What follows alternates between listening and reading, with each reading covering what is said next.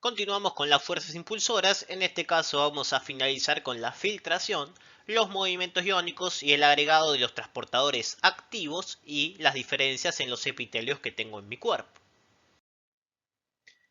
La filtración o la fuerza impulsora de la filtración es la presión hidráulica, que hace referencia a la presión arterial, o sea, la fuerza con la que se mueve la sangre por los vasos. Lo que va a mover es agua o agua y solutos en forma conjunta. La característica que tiene la filtración es que este movimiento en conjunto está en un sentido determinado, o sea, va en una dirección característica, no es que puede ir para un lado o para el otro, como eran los flujos unidireccionales, sino que el flujo es únicamente en una dirección que obviamente está dado por esta presión arterial. Por eso la sangre va hacia los tejidos o la sangre va hacia los pulmones, dependiendo cómo sea esa funcionalidad. Esto genera lo que se llama el flujo viscoso o convectivo. ¿Qué quiere decir eso? Que en este flujo las partículas no atraviesan la membrana, sino que todas se mueven como una forma en masa o en conjunto, lo que va a generar una pequeña acción de fricción sobre la capa o sobre lo que sería el sistema de los vasos.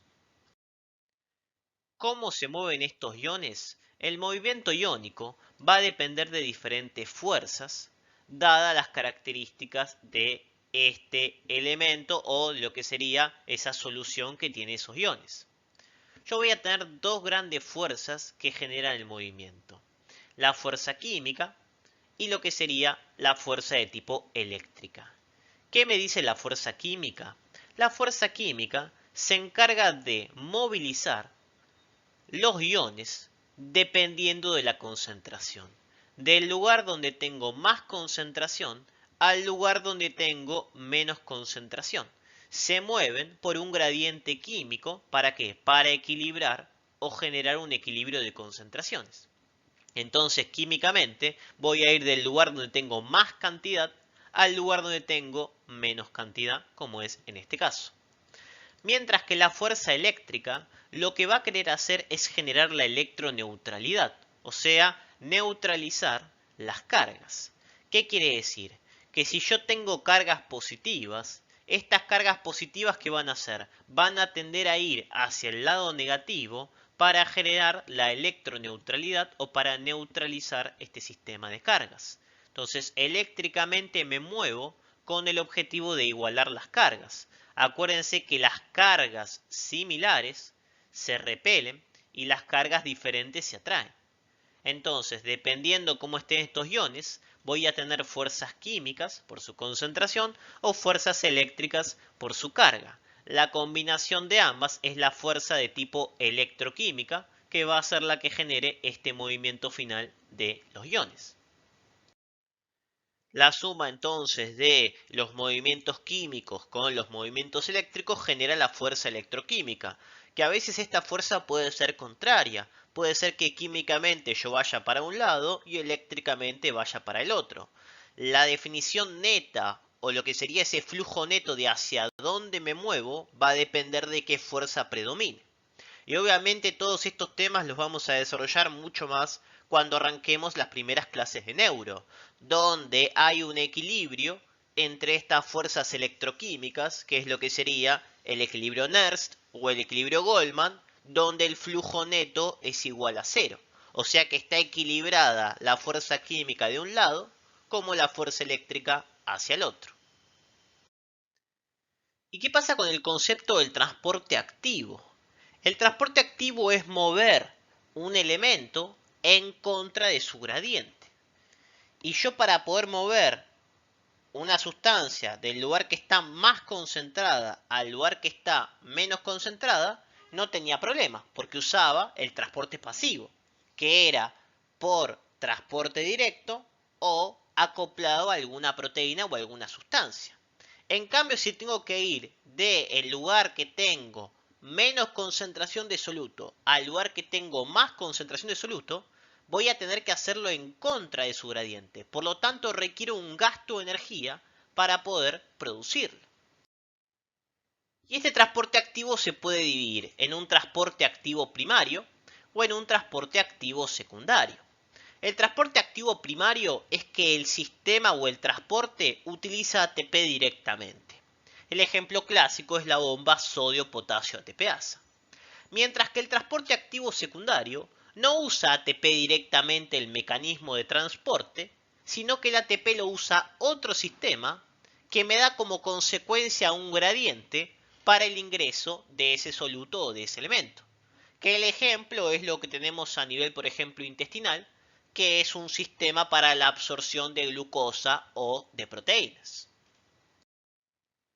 La bomba sodio-potasio ATPasa se encarga de generar un intercambio en contra de su gradiente. Saca 3 sodios y mete 2 potasios en contra del gradiente. ¿Por qué? Porque yo voy a tener una concentración normalmente mayor de sodio en la parte extracelular que intracelular. Por lo tanto, el sodio a favor de su gradiente tiende a entrar. Mientras que el potasio está más intracelular que extracelular. Por lo tanto, el potasio tiende a salir. Entonces, el sodio quiere entrar y el potasio quiere salir. ¿Qué va a hacer esta bomba? Va a moverlos en contra de su gradiente. Va a sacar sodio y va a meter potasio. Va a agarrar 3 sodios del intracelular, donde hay poca concentración, y los va a unir. Y va a agarrar 2 potasios del extracelular, donde hay poca concentración, y los va a unir. De esa manera genera la salida de sodio en contra de su gradiente y la entrada de potasio en contra de su gradiente. Para poder realizar eso, ¿qué tiene que hacer? Necesita ATP o energía. En cambio, en el transporte activo secundario, yo lo que voy a hacer es generar el ingreso, por ejemplo, de un nutriente, como es la glucosa, que lo hago con un cotransporte con sodio. Pero el ingreso de sodio y glucosa no gasta ATP, sino que el gasto de ATP es secundario. ¿Por qué? Porque lo estoy generando por otro sistema. Tengo la bomba sodio-potasio ATPasa que gasta ATP, que lo que genera es que me salga sodio de la célula. Por lo tanto, al disminuir el sodio de la célula, ahora tengo un gradiente donde hay más sodio afuera que adentro. El sodio ahora tiende a entrar y aprovecha y arrastra la glucosa y la mete en la célula. Por lo tanto, no estoy usando ATP para meter el sodio y la glucosa, sino que es indirecto, porque estoy usando el ATP por la bomba para generar un gradiente y de esa manera permitir el ingreso. Transporte activo secundario. Y otra de las formas de transporte activo es la endocitosis, que puede ser fagocitosis, pinocitosis o mediada por receptores. El objetivo es meter partículas encerrándolas en lo que sería una vesícula. La fagocitosis vamos a tener esta capacidad de agarrar y envolver una partícula para de esa manera eliminarla, que es lo que hacen por ejemplo los macrófagos. En la pinocitosis lo que voy a hacer es meter unas pequeñas gotitas de agua y en la endocitosis mediada por receptores, un receptor específico selecciona esa sustancia que quiero atravesar o meter a nivel de mi membrana. Y lo mismo, pero en este caso hacia afuera, la exocitosis, lo que hago es agarrar esta vesícula y sacarla para enviar ese contenido fuera de mi sistema o fuera de mi cuerpo al espacio, por ejemplo, extracelular. Vamos a encontrar a lo largo del tubo digestivo diferentes características con respecto a los epitelios, que se pueden dividir en una clasificación biofísica en lo que serían, según la eficacia que tiene el sellado, que esto hace referencia a si son abiertos o cerrados, o sea, cómo es la forma del epitelio con respecto al sellado de esta zona oclusiva y de las características eléctricas. Esto me va a llevar a que yo tenga epitelios que son de tipo abiertos o permeables. Se encargan principalmente del transporte voluminoso transcelular de solutos y agua, principalmente en forma isoosmótica. Como ejemplo de epitelios abiertos tenemos el intestino delgado y lo que sería el túbulo renal.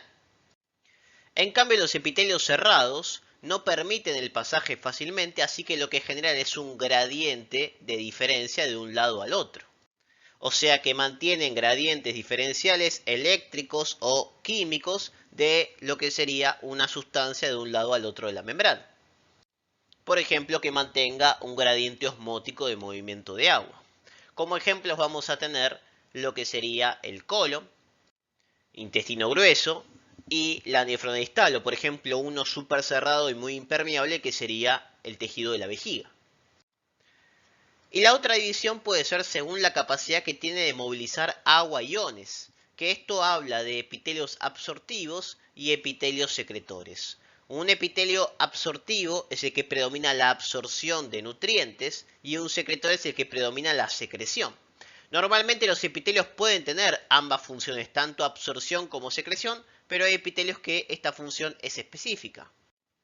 Por ejemplo, los epitelios que tengan las vellosidades van a ser principalmente absortivos y los epitelios donde predominen las criptas van a ser principalmente secretores.